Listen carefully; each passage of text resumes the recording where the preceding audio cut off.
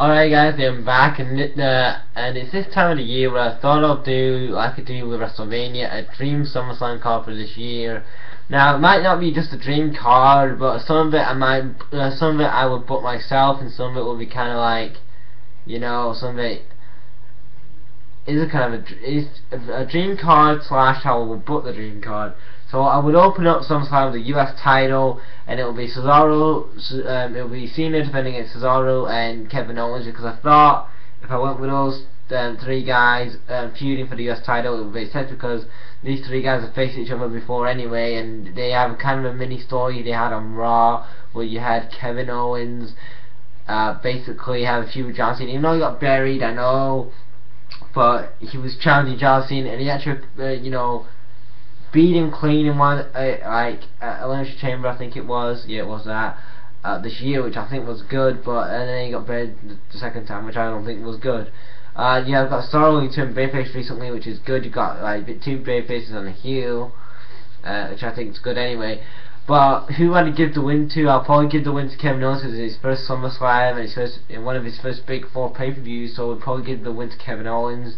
I'll probably let him beat up John Cena most of the match.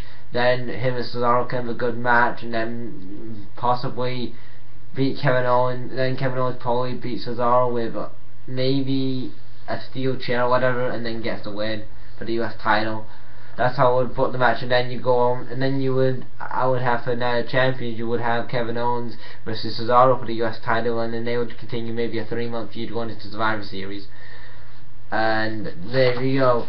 Then if Daniel Bryan was not injured, or if he did return before SummerSlam, I would have him face off against Ryback in a champion versus champion match. There only can be one champion. This happened similar before with CM Punk and John Cena at SummerSlam a couple of years ago, and it also happened at WrestleMania 10 with the famous ladder match with Razor Ramon and Shawn Michaels, where Razor did win the titles, and it was unified into one, and we had one true champion. That's how I've done it this way, because I've thought about, if Ryback's a champion now and he's injured, and you got Shawn Michaels, Daniel Bryan, who's a champion, who was a champion, he had to let it go because he was injured, and he's claiming that he's a champion when he comes back. Then you could potentially have only one true champion, and you could sell this maybe in, I don't know, Hell in a Cell match to make the match make the title even more relevant and make it more interesting. Or you could have maybe in a table match, a ladder match, I don't know. There's so many possibilities you could do with a champion versus champion match, and it's just possible. Maybe a street fight, or a last man standing match, or an I Quit match. I don't know. There's a lot of things that you could do with Daniel Bryan and Ryback could have a good to decent match. If they had enough time, I think, in my opinion, I think it'd be a good feud. I don't know if you would turn Ryback heel. I don't want to turn Ryback heel. I don't even want to turn Daniel Bryan heel. Just get them both babyfaces and see who becomes a true champion. That's all you would have to do with that one. It's so easily done. And then I would have an NXT Battle Royal. The winner will obviously will break through and go on to the main roster. Obviously, my winner for that would be Samoa Joe. And then we have Orton versus Sheamus. I'll probably say Sheamus would beat Randy Orton, because he's the guy that the WWE are trying to build up again, and at the end probably he shakes hands with the Authority, and then he joins the Authority, because later I kind of have a plan for the main event, which is kind of interesting how I booked the main event. Then we'll probably have Bray Wyatt. Then I booked Bray Wyatt and Luke Harper versus Bray Wyatt, Luke Harper, the Wyatt family versus Sting and Dean Ambrose. I didn't put Roman Reigns in this because I put Roman Reigns in the main event. And I think that probably Sting and Dean Ambrose would kick the Wyatt family's ass, because the Wyatt family don't interest me anymore like they used to do. And then probably Bray Wyatt will probably go, fuck it, I'm not teaming up with the Wyatt family anymore, I'm turning babyface. I'm probably getting over better as a babyface than he does as a heel, in my opinion. But like I said, I see Ambrose and Sting going over in that match. And obviously WWE, I would probably take Sting off, Bray Wyatt off television, and probably I would really book this guy as a really top babyface for the WWE, which I know he can be, and I did a video about that last year. And then Lesnar versus Taker. I see Taker winning here, then maybe Samoa Joe, a heel Samoa Joe, or even a babyface Sting doing a stare down with Undertaker.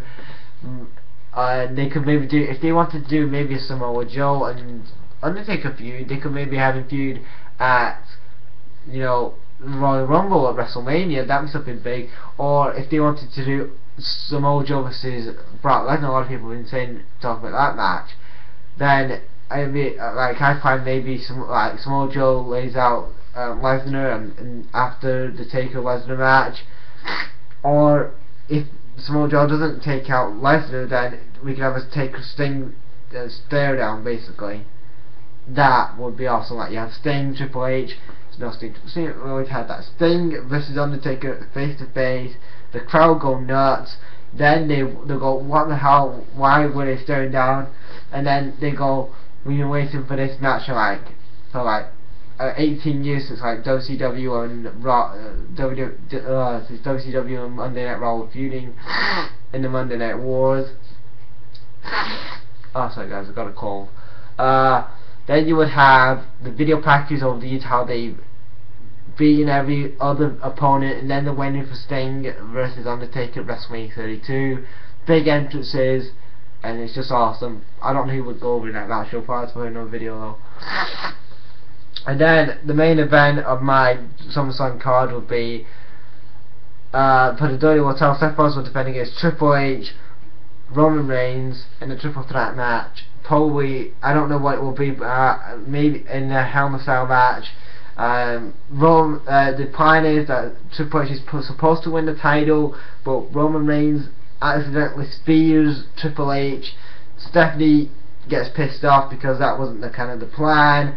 Then Stephanie and Triple H basically beat up Seth Rollins, kick his ass, throw him in the cell, basically hit him with a sledgehammer, take him out, absolutely just kick his ass, and say, "You're worth nothing, Seth! You're worth nothing, dude!" And just totally pedigrees him and goes, "Back for business!" And does his Triple H voice and whatever, and then he stands tall up to Seth Rollins and goes, and then at the next next few months it's Seth Rollins turning, and then he turns slowly back at Seth Rollins on the next few months. Then at Royal Rumble, Seth tries to get his opportunity, and then Seth finally tries to win the Royal Rumble. Triple H comes out, "Fuck you, Seth Rollins! You're not winning the Royal Rumble. You cost me my shot at SummerSlam last year." And then Triple H and Seth Rollins goes, "You know what? I'm sick of the authority interfering in my business." But Seth Rollins will say, "I'm gonna take down the leader of the authority, Triple H, at WrestleMania." And then you have Triple H versus Seth Rollins. Triple H and Seth Rollins have a really awesome match. Seth Rollins goes over clean, which I think should happen. Triple H's ego hopefully won't get in the way. I know it won't, but I know some people will say, "Oh, Triple H's ego's going to get in the way." And if Triple H is the third down match for WrestleMania, it will always be Seth Rollins. It will be Triple H, not Seth Rollins. Well, but Danny Bryan, Triple H ever thought Triple H was going to bury Danny Bryan, but Danny Bryan went over clean. So why? I mean, the same could happen with Seth Rollins, right? So there you go. Seth Rollins would go over clean, and there is an established main event guy. If he goes over clean at WrestleMania over a big name like Triple H and stays relevant after WrestleMania, bravo to the WWE, bravo to the creative team. If you guys make Seth Rollins a star after WrestleMania with having a clean win over Triple H, awesome.